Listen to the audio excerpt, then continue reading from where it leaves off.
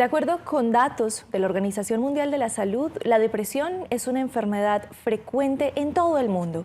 Se estima que afecta a un 3,8% de la población, incluidos un 5% de los adultos y un 5,7% de los adultos de más de 60 años. A escala mundial, aproximadamente 280 millones de personas en el mundo tienen o padecen depresión. Una pandemia silenciosa que sigue afectando las vidas tanto de niños como jóvenes y adultos y que sigue siendo un tema de conversación. Bienvenidos. Esto es Vivir Más. Hoy nuestro tema en salud mental es la depresión. Y para hablar de ese tema nos está acompañando la psicóloga cognitiva, especialista en psicología de las organizaciones y del trabajo, con amplia experiencia en el tratamiento, evaluación y seguimiento psicológico de individuos, parejas y familias. Ella es Nora Monsalve, a quien le damos la bienvenida. Nora, gracias por aceptar nuestra invitación. Andrea, por el contrario, un millón de gracias a ti por la invitación. Este es un tema absolutamente sensible, es un tema que sigue siendo desconocido en la población, que sigue siendo desconocido pues a nivel general, y qué bueno que estos espacios se abran para que nosotros empecemos a tocar puertas y a acercarnos un poquito a las personas frente a este tema. Y lo estábamos hablando, de pronto con la llegada del COVID-19 notamos que por lo menos empezamos a hablar más de depresión y por lo menos ya se notó algo de interés público. Pero Nora, se pueden presentar discrepancias o inquietudes. A veces me siento triste, a veces esa tristeza dura. Comencemos entendiendo cuál es la diferencia que existe entre un cuadro de tristeza normal, como una emoción que hace parte del ser humano, versus la depresión. Ok, bueno, entonces lo primero que tengo para contarles, o para contarte, Andrea, es que la depresión es una enfermedad. ¿Listo? Así como se enferma el riñón, como se enferman los pulmones, como se enferma el corazón, el cerebro también se enferma. ¿Vale? Cuando el cerebro se enferma, pasa que nosotros tenemos unos neurotransmisores. ¿Listo? Te lo voy a explicar como se lo explico a todos mis consultantes. Un neurotransmisor es una neurona, una célula, a veces similar a una estrella de mar, parecida como a una medusa. ¿Listo? Entonces, esas neuronas tienen unos filamentos y a través de esos filamentos se segregan unas hormonas o neurotransmisores como son la dopamina y la serotonina, que son las encargadas del equilibrio emocional en el ser humano. ¿Listo?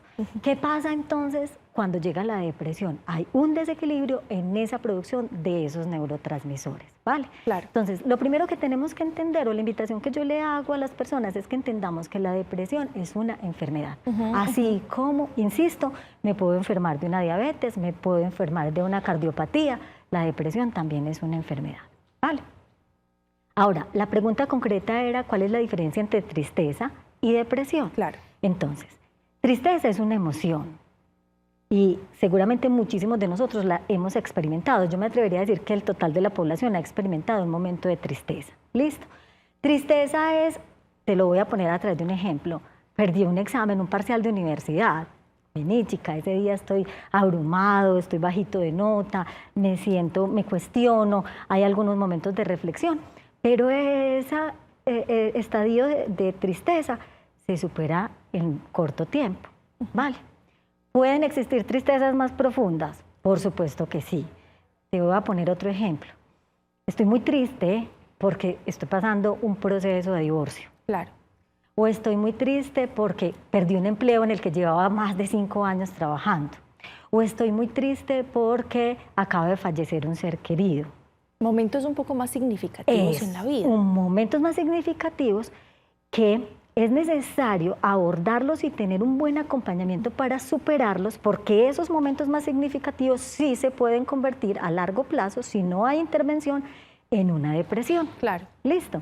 Entonces, diferencia entre depresión y tristeza. Tristeza es una emoción común que todos logramos identificar. Depresión es una enfermedad del cerebro que va a desencadenar unos síntomas diferentes a la depresión, que seguramente enseguida vamos a hablar de ellos. Porque acabas de tocar, Nora, una palabra fundamental para entender este proceso y es síntomas. Como toda enfermedad, tiene unos cuadros sintomatológicos. ¿Cuáles serían? ¿Qué caracteriza a una depresión? Perfecto, entonces arranquemos diciendo que una persona que está en un estadio depresivo lleva más de 3 semanas en llanto recurrente. Ok. Llanto recurrente es que lloro todo el día, en todo momento, porque sí, porque no. Listo. No hay una condición fundamental, excepto las tristezas de las que hablábamos ahorita, que podían ser unas tristezas más intensas, que ahí también es necesario buscar acompañamiento. Listo. ¿Qué otro síntoma puede haber? Una sensación permanente de desesperanza, de vacío, de miedo profundo.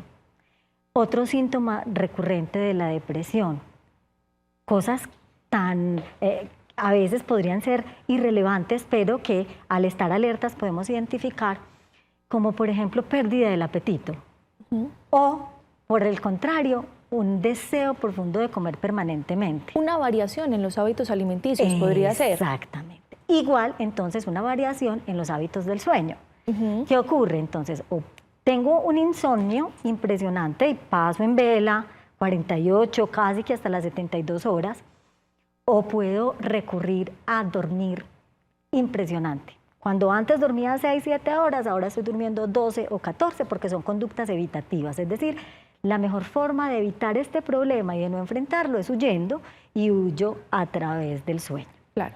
Entonces son síntomas de comportamientos habituales que podemos leer, pero también existen otros. Fíjate que puede pasar como la pérdida del gusto hacia esas actividades que antes me generaban placer. Entonces, por ejemplo, disfrutaba un montón haciendo rompecabezas. Hoy no quiero hacer, ya no los quiero ver ni siquiera. La depresión puede llegar a un punto inclusive de que la persona que la padece se imposibilite para hacer las cosas de la cotidianidad, como por ejemplo, no me quiero ni siquiera cepillar los dientes. Hasta esos extremos puede llegar. Hasta esos extremos. Es decir, es tanta la pesadez que no soy capaz, no quiero, no hay ese rigor interno que me lleve a ejecutar esa acción. Entonces hay inclusive un desprendimiento de este cuerpo físico, porque finalmente lo que ocurre cuando estoy en depresión es, esto no lo voy a ser capaz de hacerlo, como inconscientemente mi cuerpo no merece vivir. ¿Sí? Entonces son elementos que nos van a tener o nos permiten estar alertas frente a la enfermedad. ¿Vale?